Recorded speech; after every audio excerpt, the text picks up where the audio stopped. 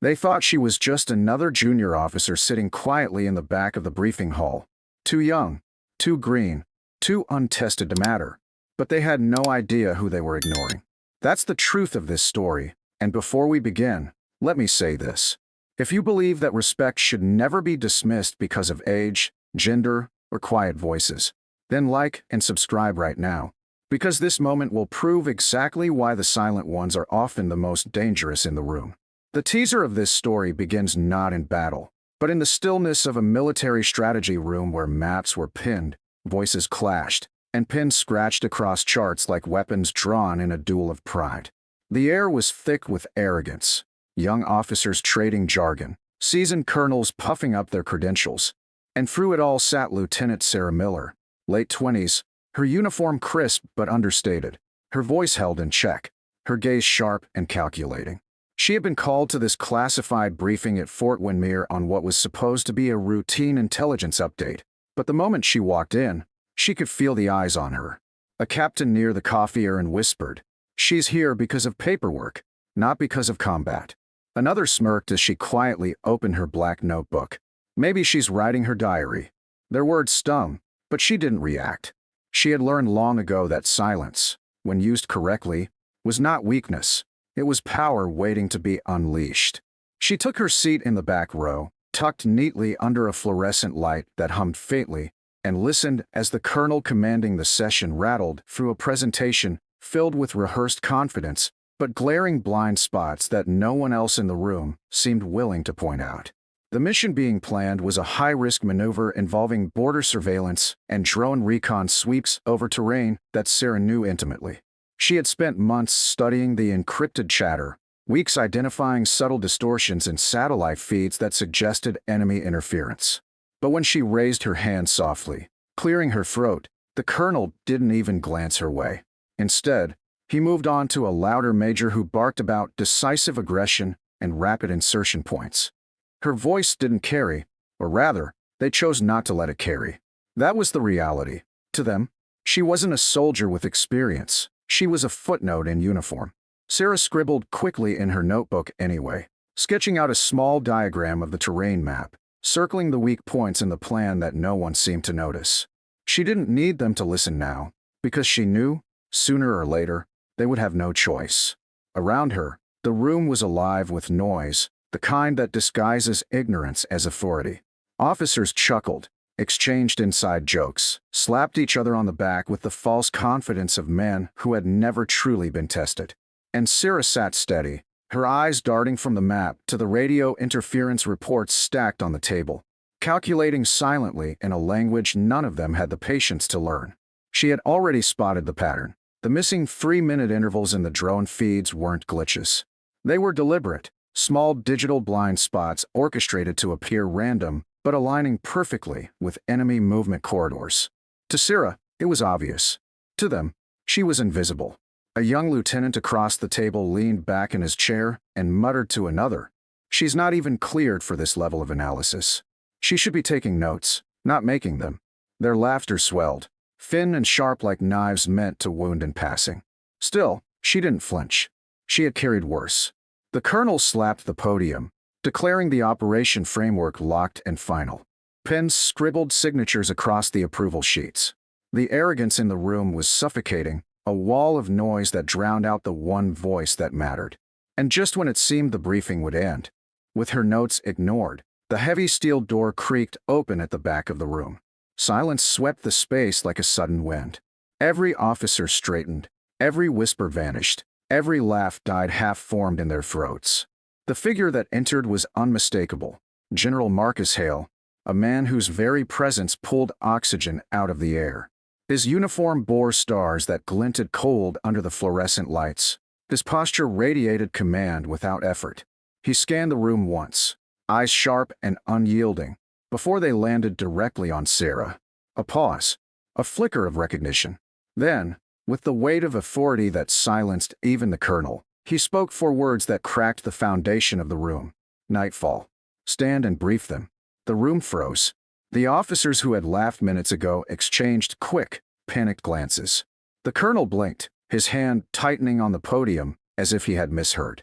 But Sarah knew he hadn't. Slowly, she closed her notebook, rose from her chair with quiet precision, and stepped forward. For the first time, the room looked at her, not as a rookie, not as a background officer, but as someone carrying a name they did not understand.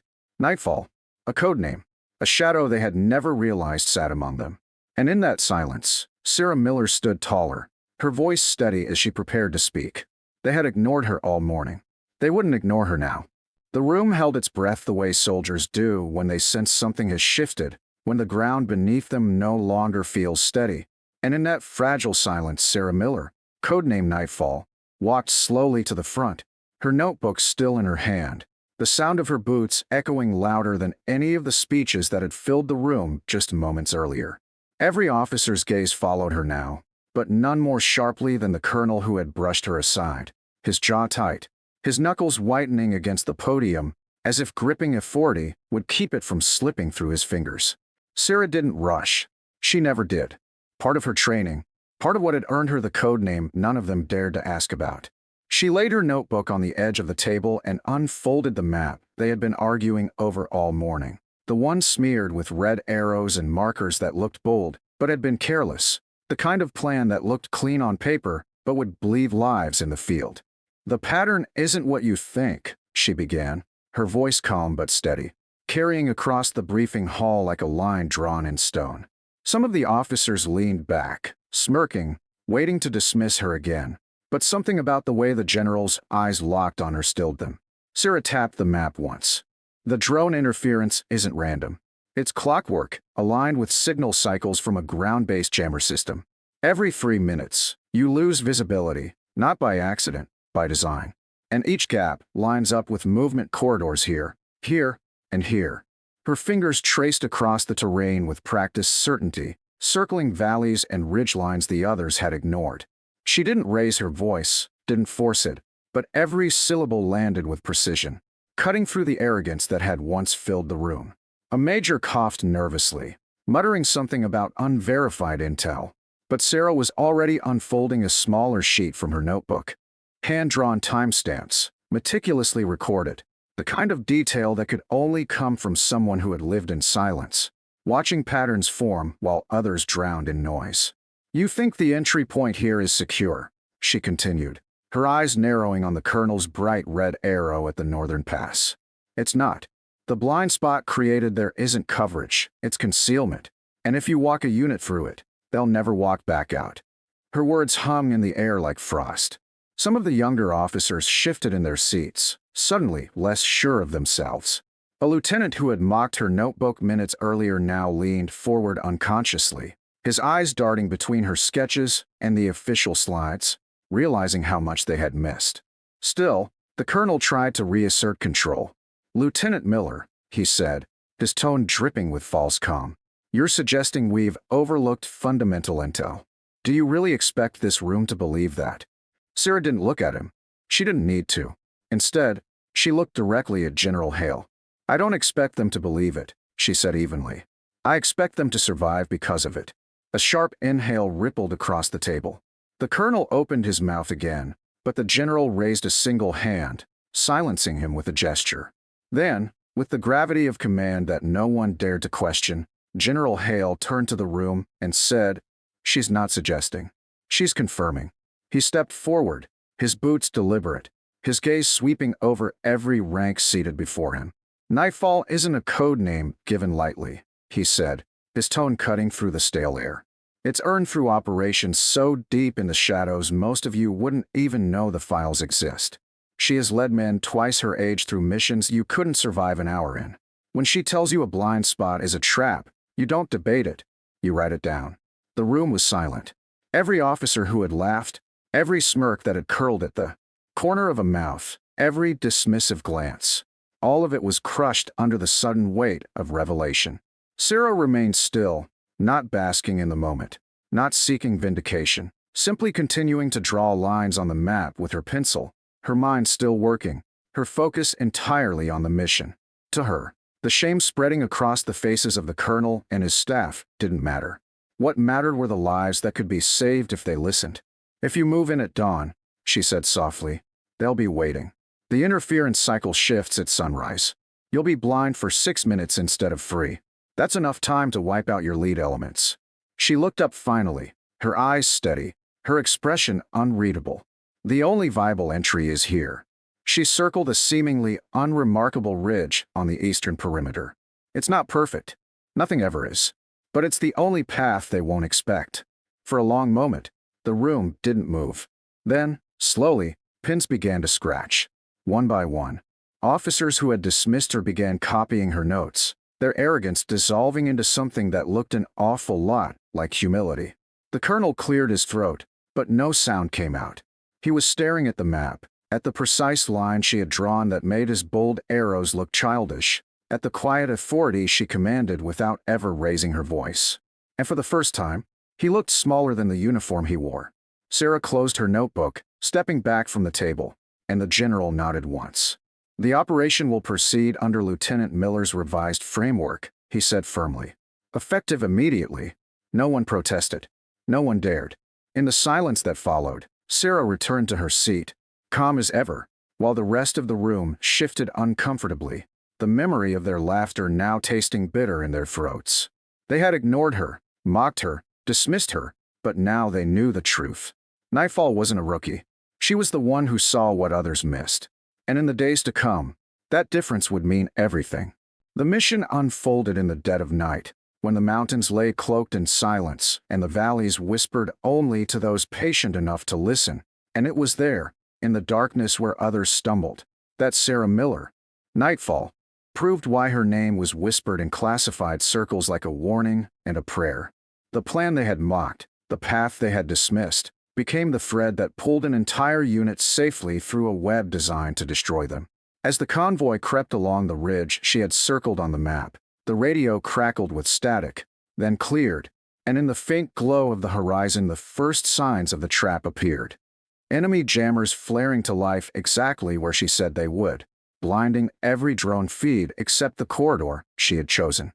For a moment, panic threatened to ripple through the ranks. But Sarah's voice over comms was steady, calm, surgical. "Hold your course. Don't deviate. They're waiting for you to panic." The young lieutenant who had once laughed at her notebook now clutched it in his vest, following her instructions word for word, his confidence no longer in his own rank, but in the quiet authority of the woman they had almost silenced. At the command post, the colonel sat pale, his fingers trembling as the live feed confirmed every warning she had given. He had dismissed her as a footnote, and now he watched as her foresight kept his men alive. And then it happened, the strike they never saw coming. A volley of mortar fire thundered from the northern pass, right through the bold red arrow he had drawn in the briefing, obliterating the ground where they would have marched had Sarah not spoken. The earth shook, smoke bled into the sky, and for a moment the colonel could not breathe. He realized then that it would not have been an ambush, it would have been a massacre.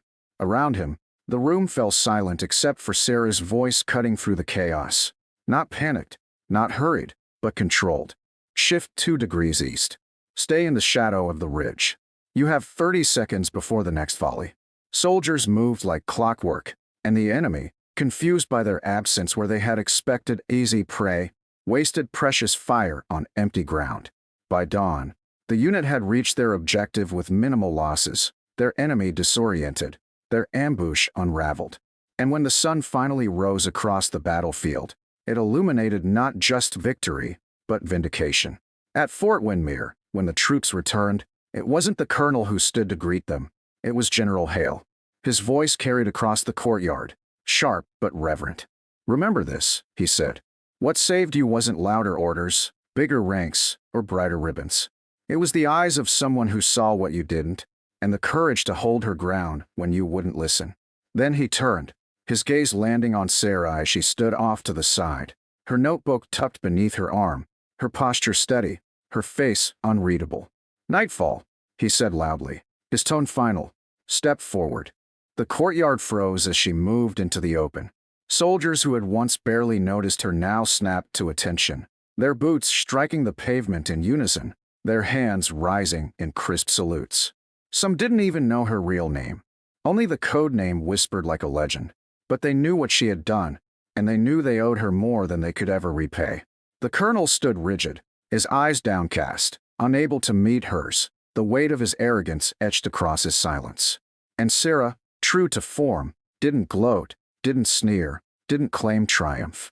She simply nodded once, accepting the salute not as validation of herself, but as acknowledgement of the principle she had carried from the beginning.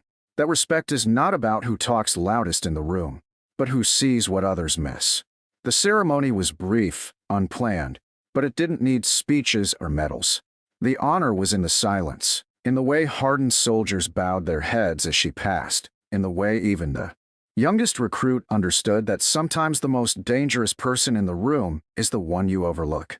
Later that evening, as the base quieted and the courtyard emptied, Sarah sat alone beneath a dim lamp, her notebook open to a fresh page. She didn't write about the mockery, or the moment the general called her codename, or even the trap she had unraveled. She wrote 6 words only. Silence is where victory begins.